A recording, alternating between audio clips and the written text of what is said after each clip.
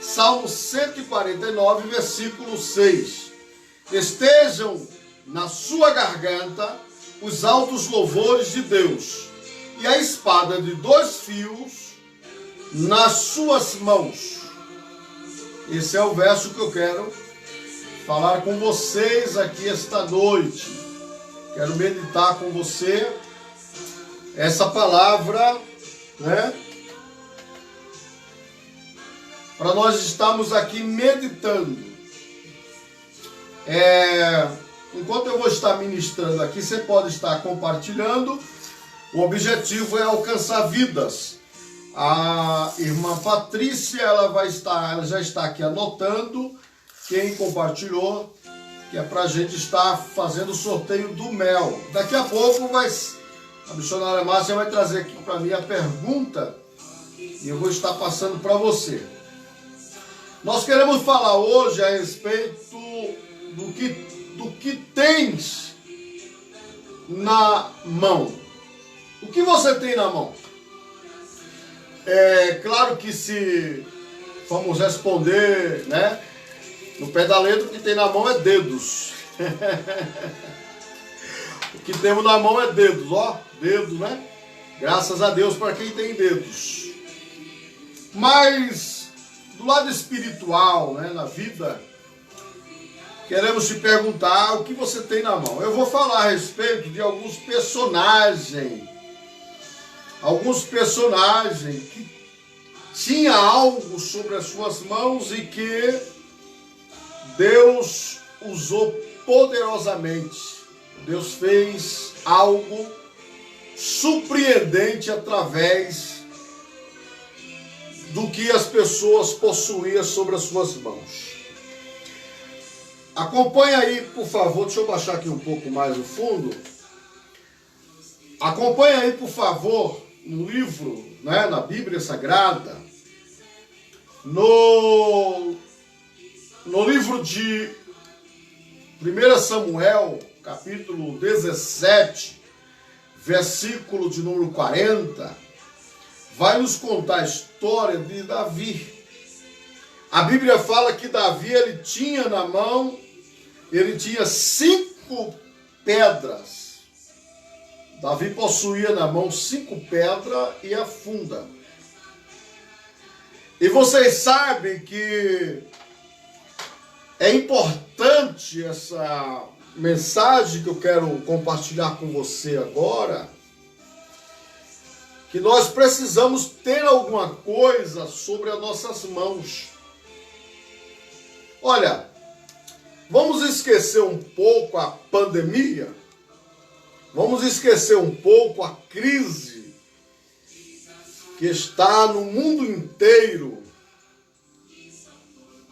e vamos nos lembrar que nós fomos chamados para fazermos a obra de Deus, independentemente da circunstância, independentemente da situação que enfrentamos. Então, vocês lembram da história, né? Davi, ele era o menor da casa. E a Bíblia fala que era de costume Davi levar alimento para os seus irmãos. Davi era pastor de ovelha, cuidava das ovelhas do seu pai. E a Bíblia diz que Davi vai levar a comida dos seus irmãos, lanche, queijo, né? Vai levar queijo, leite para os seus irmãos comerem. E quando Davi vai levar esse alimento para os seus irmãos, ele escuta o desafio que o gigante estava fazendo, o filisteu estava fazendo, né? Contra o povo de Deus. Olha só. Davi, ele imediatamente ele fica indignado, ele não aceita que desafiem o nome do Senhor Deus dos Exércitos. Imediatamente, Davi, ele se incomoda, ele chega até o acampamento onde estavam os seus irmãos, e ele já fala com os seus irmãos, mas os seus irmãos tentam o impedir, porque Davi era um garoto de pequena estatura, Era um garoto que não tinha porte físico para ser um soldado, por exemplo, pois naquela época a exigência era muito grande. Até mais ou menos há uns 10 anos atrás, vamos aí 10 anos atrás, para se servir o exército brasileiro, eles não pegavam garoto franzino, né, magrinho, só pegavam aqueles fortes, alto, né? Hoje pega baixinho, hoje não, hoje trabalha com intelecto, né? Mas naquela época, Davi ele vai, né? E ele vai até a presença do rei de Saul e se prontifica. Veja que existiam muitos soldados, muitos homens experientes de guerra. Existiam muitos homens experientes na batalha, mas nenhum tinha coragem de se apresentar para o rei e se prontificar a lutar com aquele gigante, pois o gigante, ele era campeão de guerra, ele que dava fortaleza para o seu exército. Mas Davi, ele não olha para a altura daquele gigante. Davi, ele olha para o momento. E ele vai até ao rei e fala, se prontifica, ele se dispõe para o rei e diz para o rei que está pronto para lutar com aquele gigante. E o rei, né, até então, se incomoda, porque Davi não apresentava, como eu já falei, um porte físico que chamasse a atenção. Mas a Bíblia diz que o rei, pela insistência de Davi, manda que coloque nele as suas vestimentas de guerra, as suas armaduras. E diz a Bíblia que a armadura que colocaram sobre Davi era muito pesada, ao ponto dele ter dificuldade de se locomover, ter dificuldade de sair do local, por exemplo, de manejar a espada. E ele olha para o rei e conta as suas experiências e diz, olha, eu vou do meu jeito, eu vou do jeito que Deus me preparou. Uma coisa é ser preparado pelos homens e outra é ser preparado pelo próprio Deus. Tem pessoas que têm preparo de homens, mas preparo de Deus. Outros já têm preparo de Deus, nunca teve de homens. Outros não têm preparo de homem nem de Deus, são aleatórios, não procura se aprimorar, melhorar. Nós temos que procurar melhorar cada dia, cada momento. E me impressiona quando Davi, ele vai de encontro, né, ao gigante. A primeira coisa que Davi fala para o gigante, ele não fala para o gigante que ele matou um urso, que ele matou um leão, que ele era experiente. Ele falou para o rei porque ele queria mostrar para o rei que ele tinha experiência e para ter liberação. Mas ele não sai ali para a guerra por aquela cidade. Me chama a atenção a humildade, a simplicidade de Davi. E Davi, quando chega de frente àquele homem, aquele gigante, ele fala, vem amigo espada, tu vem amigo lança. Ele não disse, eu vou a ti com as pedras que tenho na mão, eu vou a ti com a experiência que possuo. Ele disse, eu vou a ti em nome do Senhor dos Exércitos. Glória a Deus. Dá para glorificar a Deus aí? Eu vou a ti em nome do Senhor dos Exércitos. Davi tinha experiência com Deus, conhecia Deus. Davi sabia que Deus, ele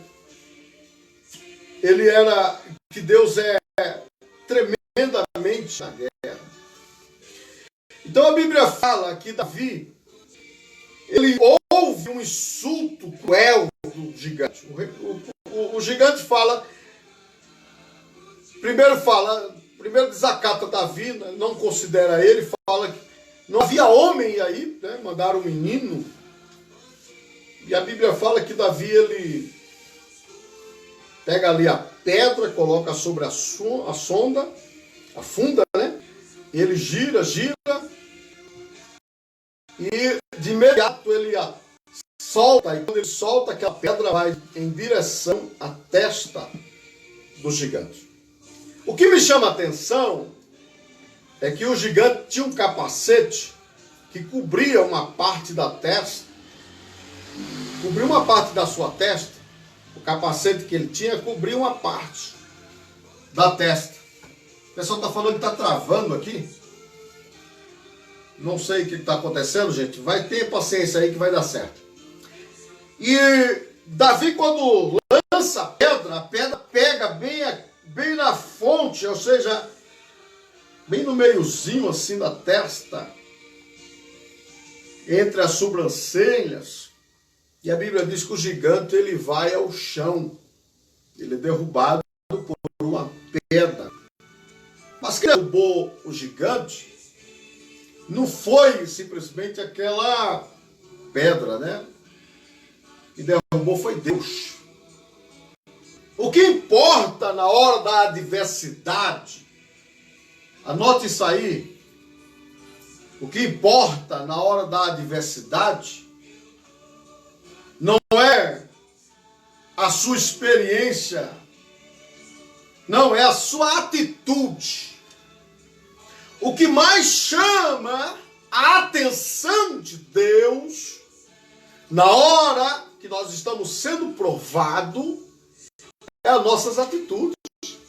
Como que nós temos nos comportado diante das adversidades? Deus observa isso. Como que nós temos nos comportado diante das dificuldades? Deus quer ver isso, Ele está vendo isso.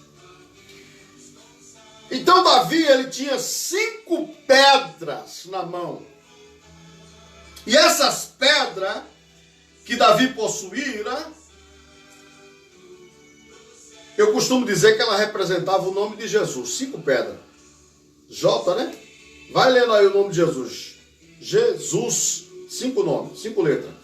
Representava o nome de Jesus.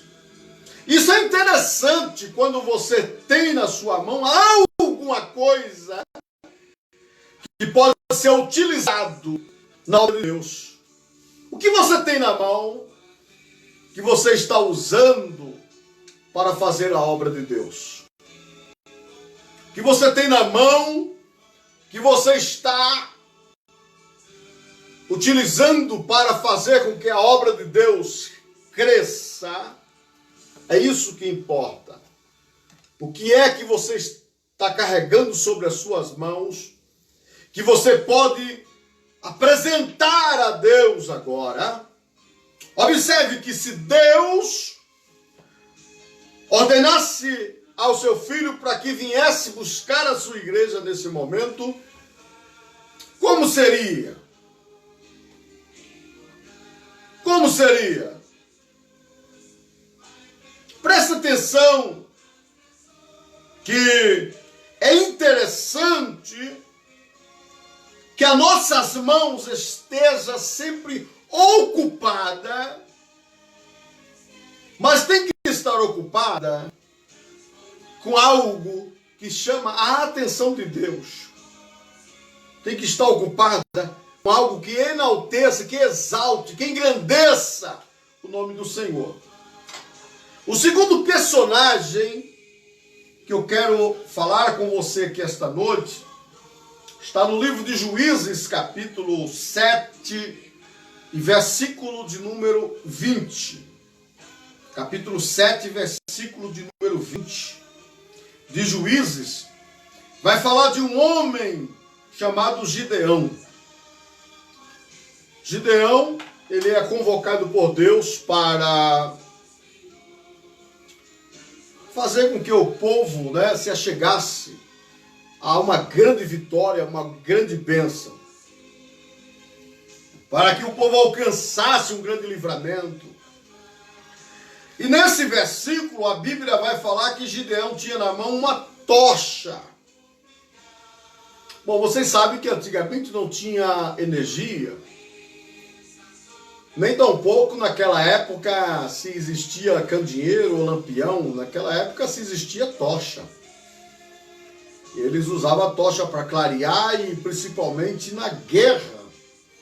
Nas guerras, eles levavam a tocha para clarear, né? E até mesmo para assustar os seus adversários. Então é importante que essa tocha esteja sobre as suas mãos. Quem tem uma tocha na mão não anda em escuridão. Não anda sem orientação. Não anda sem razão, sem motivo, sem um foco. Quem tem uma tocha na mão tem visão de Deus. Enxerga os obstáculos.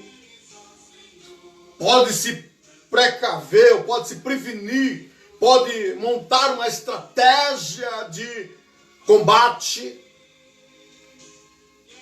Ou seja, o fogo era uma forma também de se proteger.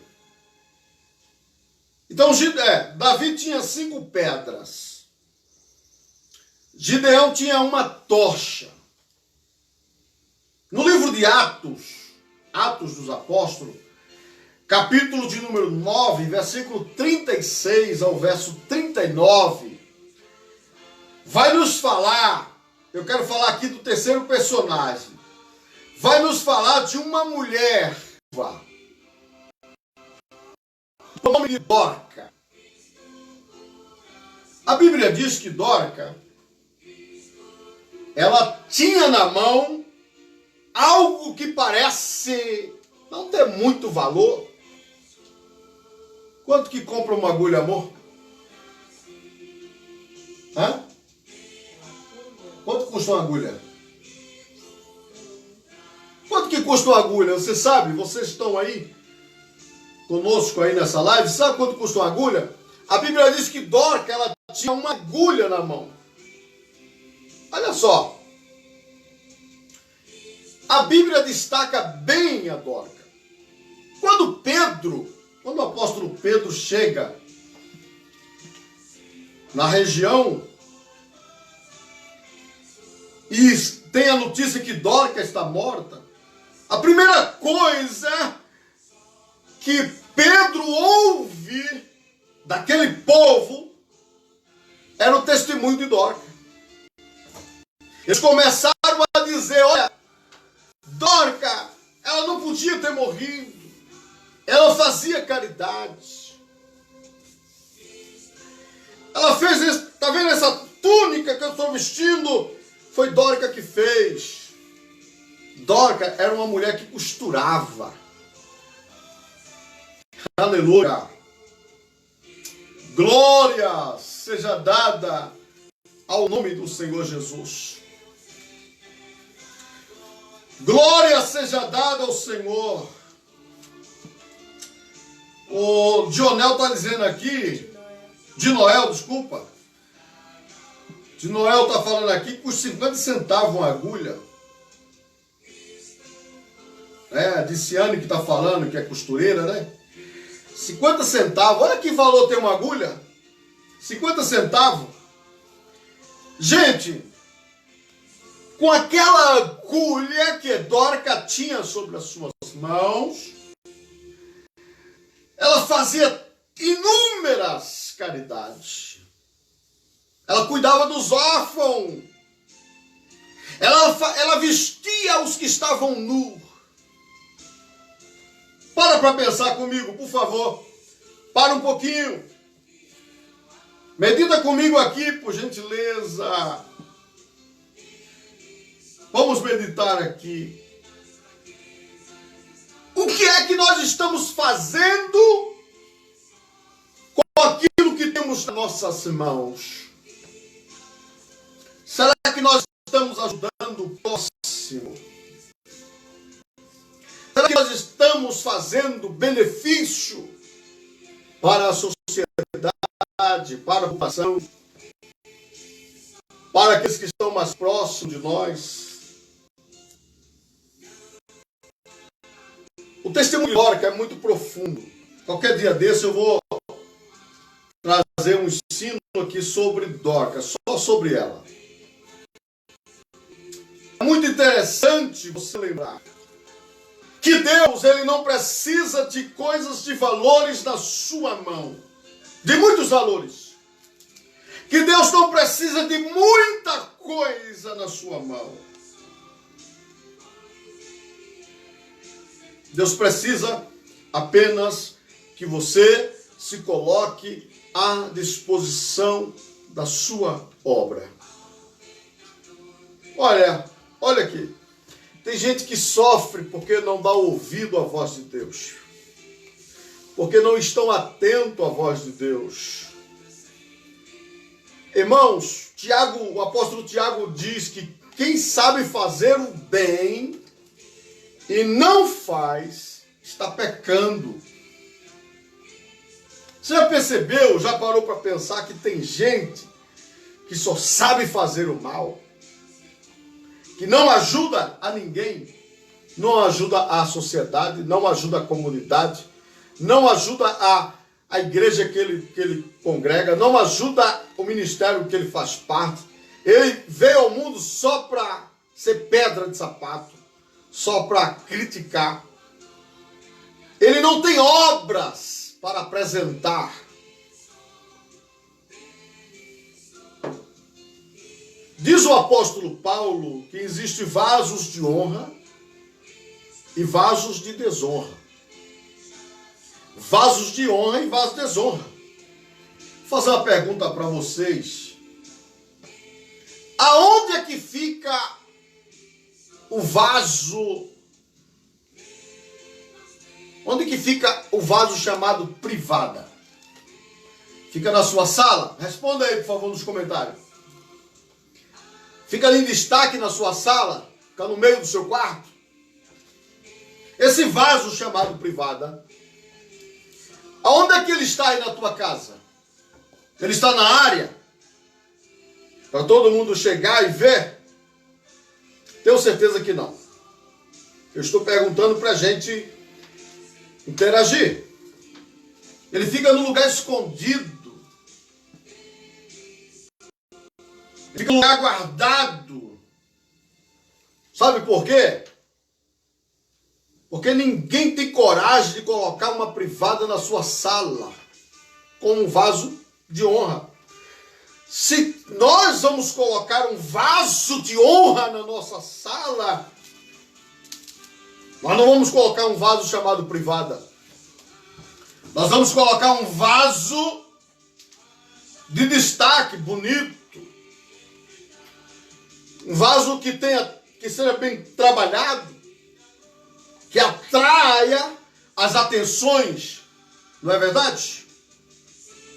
Pois bem, aqui ó, a irmã Clarice aqui respondeu aqui ó, coloca no banheiro. É isso aí, é no banheiro que se coloca o vaso chamado privada. E o que é que você deposita dentro desse? Por favor, não responde para mim não. Responda aí para você. Não precisa escrever também no comentário, não. O que é que você deposita nesse vaso chamado privada? Pelo amor de Deus. Ó, vou até baixar aqui o fundo. Gente, a gente só põe aquilo que o nosso corpo rejeita. Você tem coragem de colocar alguma coisa de valor nesse vaso chamado privada? Eu acredito que não, porque eu também não teria essa coragem. A gente tem o prazer de colocar alguma coisa sobre um vaso bonito, um vaso de destaque. Mas deixa eu dizer uma coisa para você, não se escandalize com o seu pastor, por favor. Existem pessoas no meio da igreja, no reino de Deus, que são considerados esses tipos de vaso. São chamados vasos de desonra. Que só tem coisas imundas, sujeira, como a irmã colocou aqui no comentário. Só tem coisas imundas, sujeira, coisas que não prestam. A mesma coisa, existem pessoas na igreja assim. No reino de Deus existem pessoas assim. Dorca, ela tinha uma agulha que costurava. Davi tinha 5 pedras. Cheixos. 5 cheixos. Gideão tinha uma tocha. A Bíblia fala que Gideão ele carregava a tocha de um lado e a espada do outro. Vamos lá.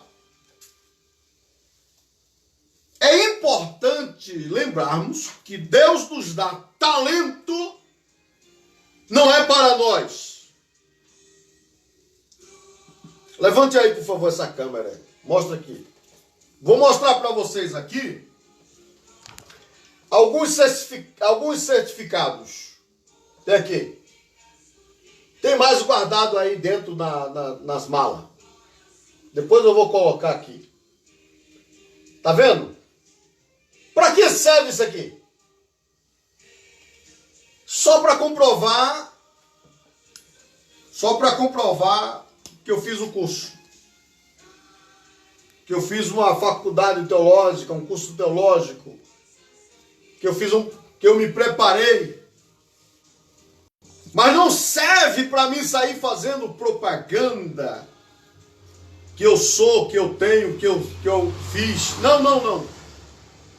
O talento que Deus ele nos dá é para ajudar o próximo. Não adianta você cursar uma faculdade, vamos falar aqui um linguajar bem claro. Não adianta você cursar uma faculdade teológica, ou seja, faculdade, vamos falar de pedagogia, vamos falar aqui. Na nossa igreja, graças a Deus, tem várias pedagogas. Não adianta você fazer um curso de pedagogia e você não colocar em prática o seu curso. Quando você se forma, primeira coisa, você deve estar se informando sempre, se atualizando sempre, para quando você for colocado em uma sala de aula, você não falar de você mesmo, mas você falar daquilo que você aprendeu. Amém? Nós estudamos a Bíblia, é um dever nosso estudar a Bíblia. Todo cristão tem o dever de estudar a Bíblia. Todos nós devemos ler a Bíblia. É uma obrigação nossa ler a Bíblia, estudar a Bíblia. Você tem essa obrigação de ler a Bíblia. Então eu não preciso estar aqui falando que eu li a Bíblia tantas vezes. Não, não, não. Eu não preciso estar aqui falando que eu sou bacharel em teologia, que eu sou mestre em teologia, que eu sou doutor em teologia. Não precisa. Porque eu tenho que utilizar o conhecimento que Deus permite eu ter para ajudar a esclarecer a mentalidade daqueles que não tiveram condições. Ainda hoje eu comentei aqui com 2 obreiros. Nós estamos aqui trabalhando na nossa igreja, graças a Deus, no forro, né? Mexendo aqui, aproveitando esse tempo que Deus está nos permitindo para melhorar a igreja, o templo. E hoje eu estava comentando que eu tenho vergonha quando eu leio aquele versículo que Jesus ele fala assim, ó: eu não posso de mim mesmo dar testemunho. Você já pensou? O próprio Deus, não é, hoje eu não vou falar sobre isso aqui não, só dando uma palhinha. Outro dia eu vou estar ministrando especificamente sobre isso. Mas você já pensou, o próprio Deus, Jesus era Deus, é Deus. Ele mesmo dizendo assim, eu não posso de mim mesmo dar testemunho. Eu não posso falar de mim mesmo. Mas eu vou falar do meu Pai. Glória a Deus. Segura aí. O próprio Cristo, o próprio Filho de Deus, ele disse, eu não posso de mim mesmo dar testemunho, mas eu falo em nome do meu Pai, que me enviou. Então, meus irmãos, é necessário que haja um bom senso entre nós, principalmente obreiros do Senhor, que maneja a palavra. O apóstolo Paulo fala que nós devemos nos apresentar como obreiros que não têm do que se vergonhar e que maneja bem a palavra. É um dever meu, é uma obrigação minha, como obreiro, como crente.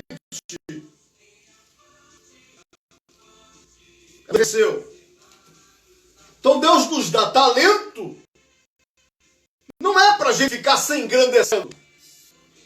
Ah, eu sou, eu tenho, eu posso. Não, não, não. Porque aí vai mostrar que nós estamos saindo da dependência de Deus e vai mostrar que nós temos condições de sobreviver sem Deus. Quem é que sobrevive sem a graça e sem a misericórdia do nosso Deus? Ninguém sobrevive. Eu vou pular aqui, o assunto é muito profundo, quando a gente entra nessa questão. O campo é muito largo e a gente termina tomando muito tempo. Mas eu vou pular aqui. Vou citar aqui. Primeiro personagem que eu citei, Davi tinha 5 pedras. Gideão tinha a tocha. Dorca tinha a agulha. Êxodo capítulo 4, versículo 2. Nós vamos entender e ver que Moisés ele tinha uma vara, ou cajado, depende como fala a sua tradução. Deus pergunta para Moisés: Moisés, o que é que tu tens nas mãos?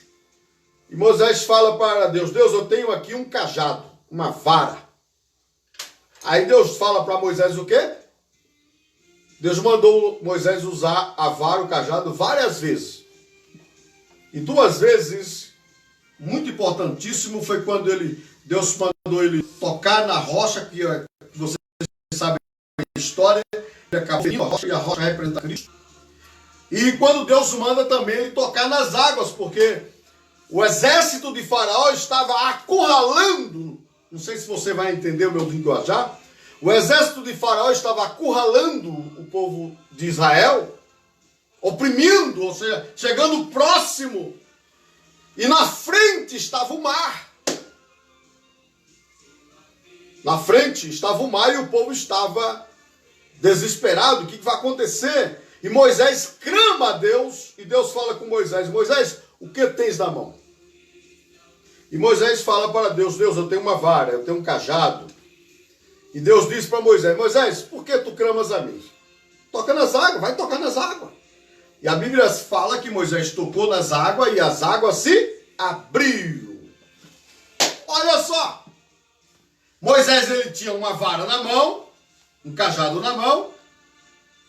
E quando Deus quer que ele utilize aquele cajado, não é para bem próprio. Aleluia. Glória a Deus. Vem comigo, meu irmão. Moisés está com aquele cajado na mão e quando ele vai utilizar aquele cajado, ele não está utilizando para o seu próprio bem, mas ele está utilizando para o bem do povo de Deus.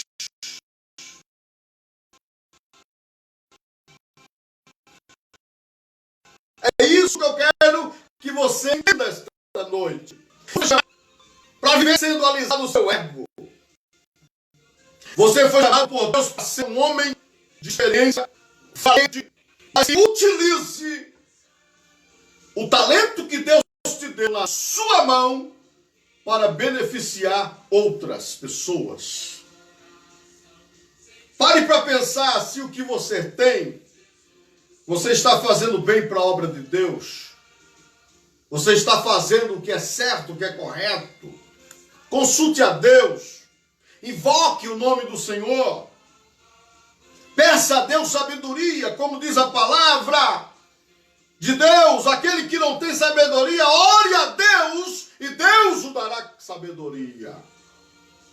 Então esse é o quarto personagem que eu estou citando aqui, Moisés. No livro de Juízes, capítulo 15, verso 15, confere aí, pode ser que eu esteja errado, mas é isso mesmo. Eu vou falar aqui do quinto personagem. Nós vamos falar aqui de um personagem, era o homem mais forte, que era Sansão. O que era que Sansão tinha na mão? Juízes 15, verso 15. Sansão tinha na mão uma queixada de jumento. Para que serve uma queixada de jumento, pelo amor de Deus? Fala para mim. Talvez você esteja olhando para as suas capacidades, para as suas condições. Talvez você tenha olhado para você e não tenha enxergado nada. Talvez você tenha olhado para dentro de si e tenha visto que você é uma pessoa incapaz. Você chegou a uma conclusão que você é uma pessoa incapaz, impossibilitada, uma pessoa limitada. Mas eu quero te dizer nesta noite que você é uma pessoa escolhida por Deus. E Deus quer usar você, mesmo quando você se sente pequenino. É aí que Deus quer te usar. Glória a Deus. Para que serve uma queixada? Mas a Bíblia diz que com uma queixada ele matou 1000 homens. Ele destruiu um exército de 1000 soldados. Para pensar. Deus não precisa de muita coisa na sua mão. Deus precisa que você tenha uma atitude louvável. Que você tenha uma atitude que enalteça o nome do Senhor. O sacrosanto nome de Jesus. Qual tem sido as suas atitudes em meio a lutas, às tribulações, em meio à angústia? Qual tem sido as suas atitudes em meio a tantas adversidades que têm surgido? Será que você tem sido um valente, uma valente? Ou será que você tem se escondido? Mas o Senhor está te dizendo esta noite, levante-se. Eu quero usar você. Deus está te dizendo esta noite, levante-se. Eu quero usar a tua vida. Eu quero usar a tua mão. Eu quero usar a tua boca. Agora eu vou voltar aqui no versículo que lemos.